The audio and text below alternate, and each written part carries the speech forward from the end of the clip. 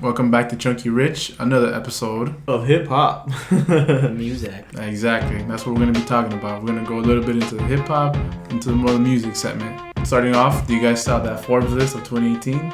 Top grossing artists? Got a little quick glimpse of it, yes. Yeah.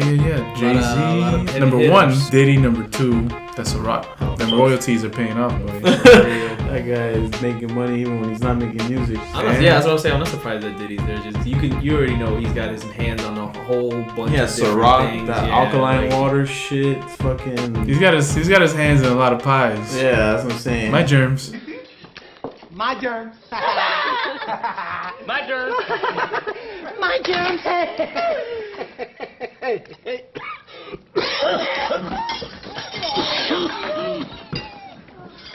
And he cooks the pies. Oh, that's true. Got a slice out of everyone's pie. Yeah. But the thing I liked is the fact that, in that same top five, you had like Drake, Kendrick, and J. Cole, like these new artists, but not really new. But if you look at it like from our perspective, they're kind of like our generation. Right. Jay-Z and Diddy are from like the previous generation. OGs. Exactly. So it just goes to show that, like these guys can still be in the same list as these OGs and these guys who have been doing it for many, many, many years. I'm not gonna lie though, you would think, with the OGs would probably be at the back end of the list. You would think they're so. They're still at the top of the list. Yeah, they're not gonna give that spot. But like you said, J. Cole, yeah, Drake, but this list is for money, remember? Like money, not albums. But people sales, still right? listen to Jay-Z, and I don't know about Diddy. I don't even know Bad Boy even still a thing. I don't know. Bad Boys for life. What you know about that? Not much. There you go. I was gonna say, but no, yeah, I think it's true. Like, they have like many more years and like a lot more albums and a lot more, the business. They've kind of have a lot of different streams of revenue. But still, that's what I said. To me, it's amazing that you can put Kendrick, that you can put Cole, and you can put Drake in the same list of any kind of somebody who's been doing the same thing for like 20 years. Probably longer than I've been alive, these guys probably have been making music. Yeah, Drake's a culture vulture. He knows how to work the system. Like, he knows what he's doing, I would say, when it comes to marketing. Because I feel like now his music is not even music. It's just like for people on social media to write these captions. It's for the trends. You got the whole Kiki fucking dance going crazy. Yeah, the challenge. The challenge. To this day, I've never heard that song in its entirety. I know exactly how it goes. Yeah, like, exactly. That shit's everywhere. Yeah, that's what I'm saying. He knows what he's doing when it comes to marketing his shit. And I would say with Jay-Z, to me, I don't really like Jay-Z, but when he has Beyonce next to him, those two cash cows, holy fuck. Of course he's gonna. Of course, I would say he's gonna be at the top of that list, especially with all these tours they're doing and shit. They were just here recently in the Hard Rock Stadium not too long ago. Yeah. Dirt off the So shoulders, yeah, like it's gem. So in terms of like your album and the albums so far in 2018, what do you guys think is like the best album you've heard?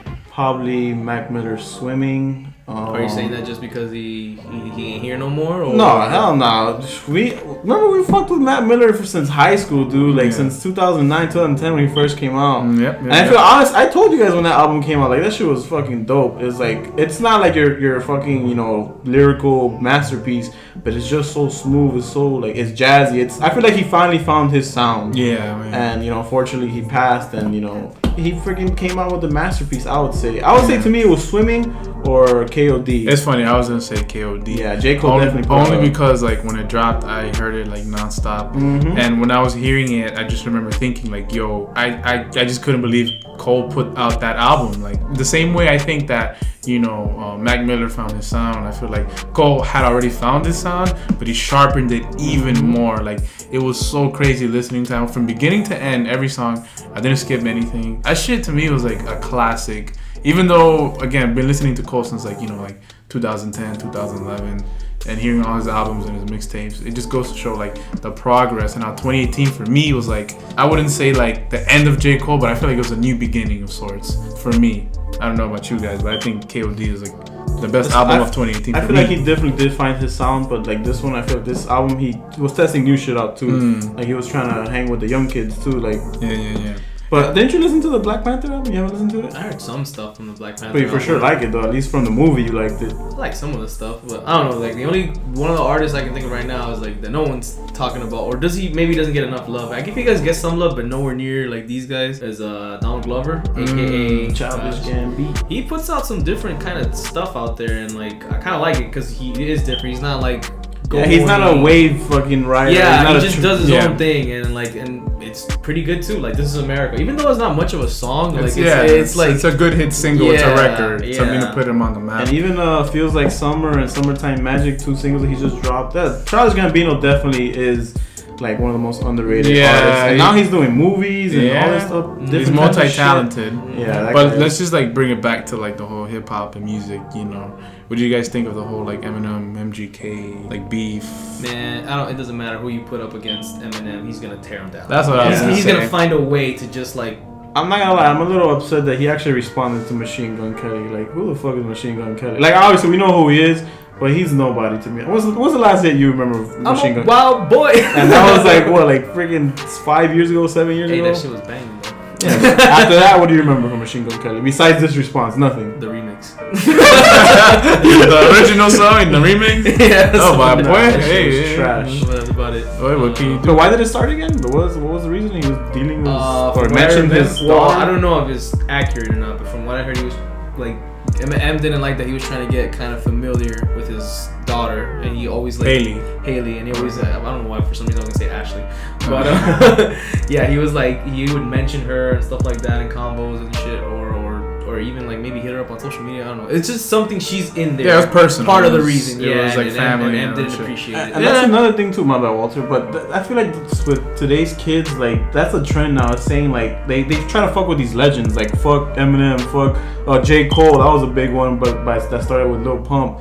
Like you get me? I don't know why these young guys want to fuck with the like. It's just for attention. It's just exactly for notoriety. But it's just so stupid, and that's why like I saw an interview with Sway and Eminem saying that Eminem had a breaking point. But I feel like Eminem shouldn't even responded to like any of these guys, man. And Eminem's already cemented in fucking history, and at least hip hop history. And I think it was just a waste of time, like responding to Machine. Or I would say that the reason why he would respond, and even in his new album, you know, Kamikaze, is just that he wants to see who really has the balls to come up to him.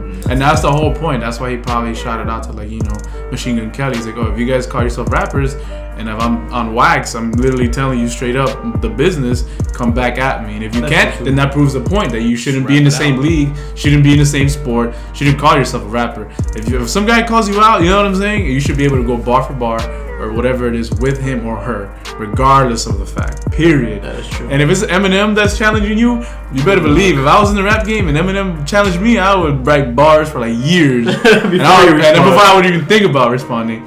But on the last note, let's just go to the whole like Mac Miller, you know, like a little tribute for, you know, Malcolm.